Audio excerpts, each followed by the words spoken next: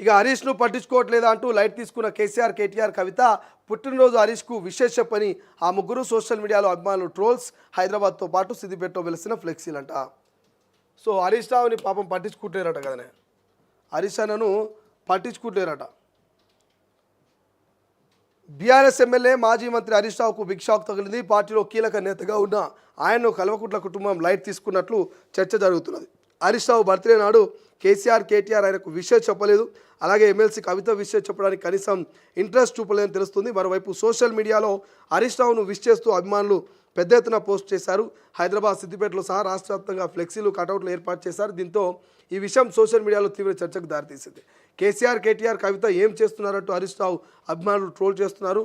కనీసం విషయం చెప్పడానికి టైం లేదంటూ నిలదీస్తున్నారు.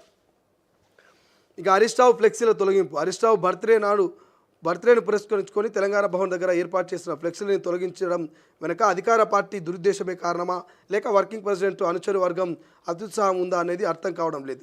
హరీష్ రావు బర్త్డే సందర్భంగా పార్టీ శ్రేణులు పార్టీ ఆఫీస్ ముందు పెట్టిన పుట్టినరోజు శుభాకాంక్షలు తెలుపుతూ ఫ్లెక్సీలు ఏర్పాటు చేశారు. అయితే వాటిని జిహెచ్ఎంసీ అధికారులు తొలగించారు.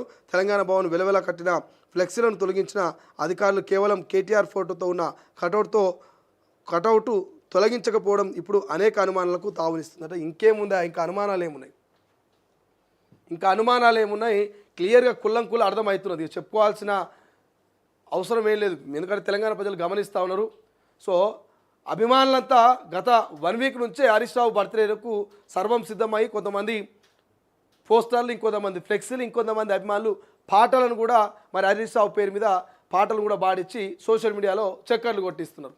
ఇక నిన్న మొన్న మనం చూసినాం, ఇదంతా కూడా తెలంగాణ భవన్ ముందు ఆ రోడ్ నెంబరు 10, 12 ఆ ప్రాంతాల్లో మొత్తం ఆ సర్కిల్ దగ్గర మొత్తం ఫ్లెక్సీలే ఉండే హరీష్ రావుకు జన్మదిన శుభాకాంక్షలు అని చెప్పేసి.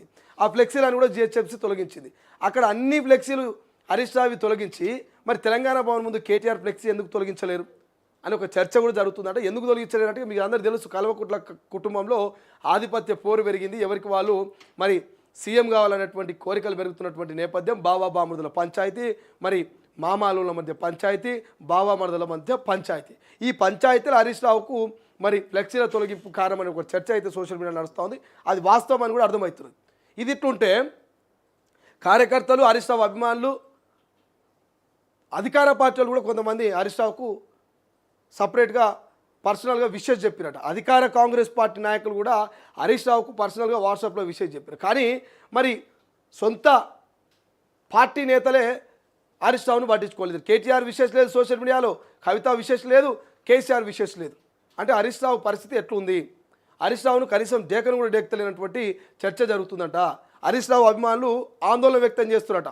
సోషల్ మీడియా వేదికగానే అడుగుతున్నారట, ఏమమ్మా కవితమ్మ మా హరీష్ అన్నకు విషయం చెప్పరా?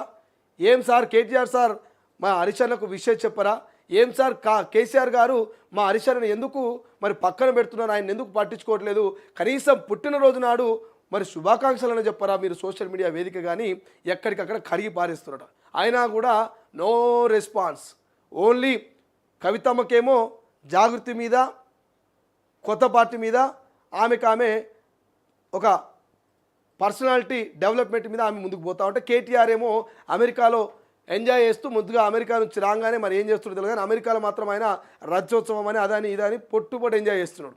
ఇక కేసీఆర్ సారు ఏం చేయాలని అర్థం కాక ఆగమాగం అవుతున్నాడు. ఇటు బిడ్డ పంచాయతీ, అటు అల్లుడు పంచాయతీ, కొడుకు పంచాయతీ, రేపు కాళేశ్వరము, వైపు ఫోన్ ట్యాపింగ్. ఇక ఆయన ఆ బిజీలో ఉన్నాడు. న్యాయ నిపుణుల సలహాలు, సూచనలు. ఇక కేసీఆర్కి నిద్ర కూడా పడతలేదట. ఈ టైంలో హరీష్ రావును ఎవరు పట్టించుకోవడానికి ఒక చర్చ జరుగుతుంది. వాస్తవం ఇది. హరీష్ రావు గారిని ఎవరు పట్టించుకోవట్లేదు అనేది వాస్తవమైనట్టుగా మనకు క్లియర్గా తెలుస్తూ ఉంది.